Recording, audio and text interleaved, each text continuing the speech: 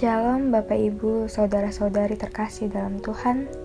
Selamat berjumpa kembali dalam program Roti Hidup Jemaat Immanuel Batakan. Sebelum kita membaca dan merenungkan firman Tuhan, mari kita satu dalam doa, kita berdoa.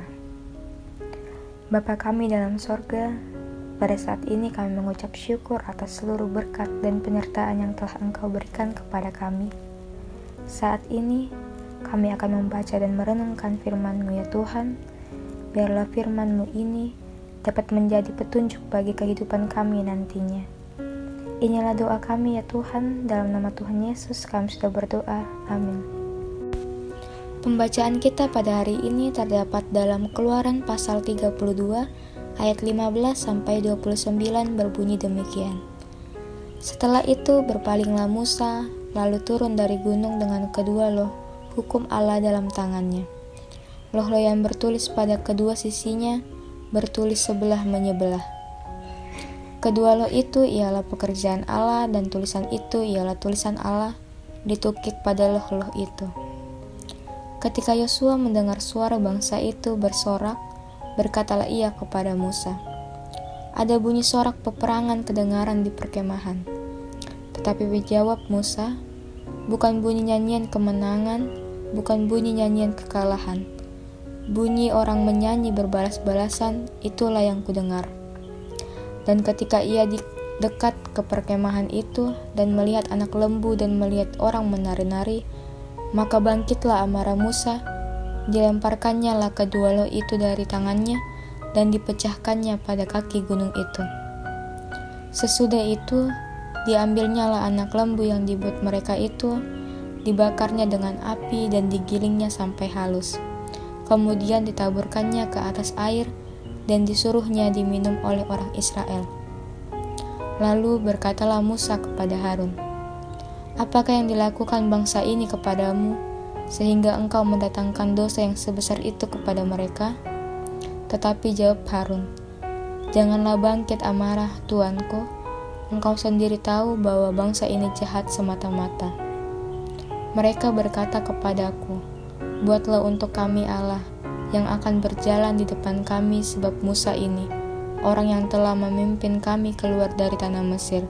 Kami tidak tahu apa yang telah terjadi dengan dia.' Lalu aku berkata kepada mereka, 'Siapa yang mempunyai emas haruslah menanggalkannya.' Mereka memberikannya kepadaku, dan aku melemparkannya ke dalam api, dan keluarlah anak lembu ini." Ketika Musa melihat bahwa bangsa itu seperti kuda terlepas dari kandang, sebab Harun telah melepaskannya sampai menjadi buah cemooh bagi lawan mereka, maka berdirilah Musa di pintu gerbang perkemahan itu serta berkata, "Siapa yang memihak kepada Tuhan, datanglah kepadaku." Lalu berkumpullah kepadanya seluruh Bani Lewi. Berkatalah ia kepada mereka, "Beginilah firman Tuhan, Allah Israel. Baiklah kamu masing-masing mengikat pedangnya pada pinggangnya dan berjalanlah kian kemari melalui perkemahan itu dari pintu gerbang ke pintu gerbang, dan biarlah masing-masing membunuh saudaranya dan temannya dan tetangganya." Bani Lewi melakukan seperti yang dikatakan Musa, dan pada hari itu tewaslah kira-kira 3.000 orang dari bangsa itu. Kemudian berkatalah Musa, "Baktikanlah dirimu mulai hari ini kepada Tuhan, masing-masing dengan membayarkan jiwa anaknya laki-laki dan saudaranya, yakni supaya kamu diberi berkat pada hari ini." Amin firman Tuhan. Tema renungan kita pada hari ini yaitu berbakti kepada Tuhan. Ketiadaan pemimpin atau memiliki pemimpin yang tidak punya prinsip, tidak punya standar nilai dalam memimpin akan melahirkan komunitas yang mudah menyimpang dari rel yang seharusnya, ibaratkan kuda yang lepas kendali. Orang Israel melakukan penyimpangan besar dalam perjalanan mereka dari Mesir. Penyimpangan itu ialah menggantikan posisi Allah dengan Allah yang dibuat dari emas tuangan buatan manusia.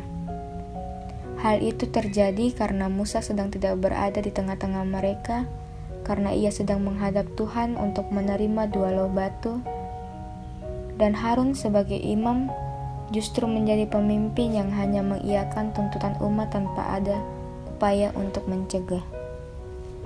Akibat dari situasi ini, Musa pun murka kepada Israel dan Harun, dan ia pun menyatakan hukuman Tuhan bagi mereka yang tidak berlaku setia.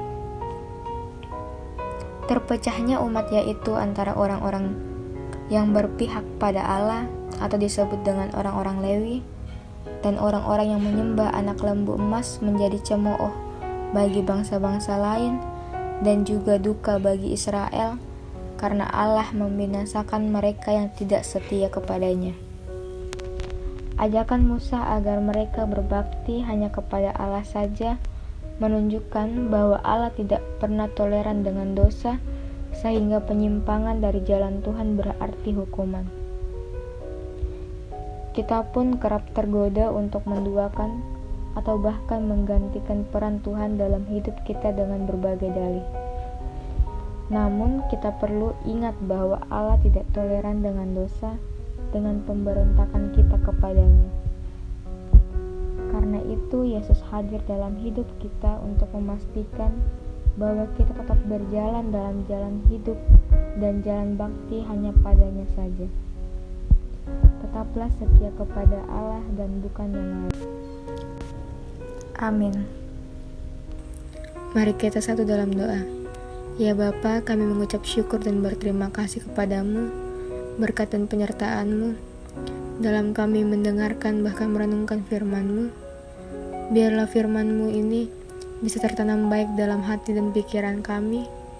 Ya Tuhan, bimbinglah kami agar kami selalu berbakti dan setia kepadamu. Inilah doa kami ya Tuhan, dalam nama Tuhan Yesus kami sudah berdoa. Amin.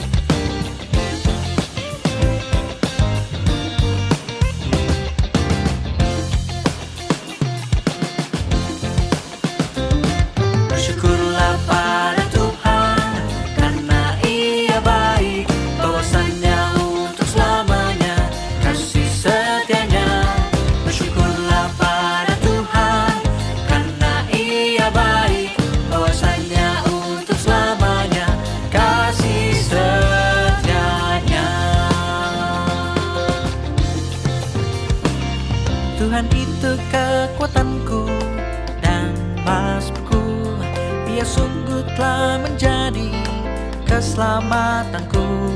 Sorak-sorai kemenangan sudah menggema dari kemah orang benar.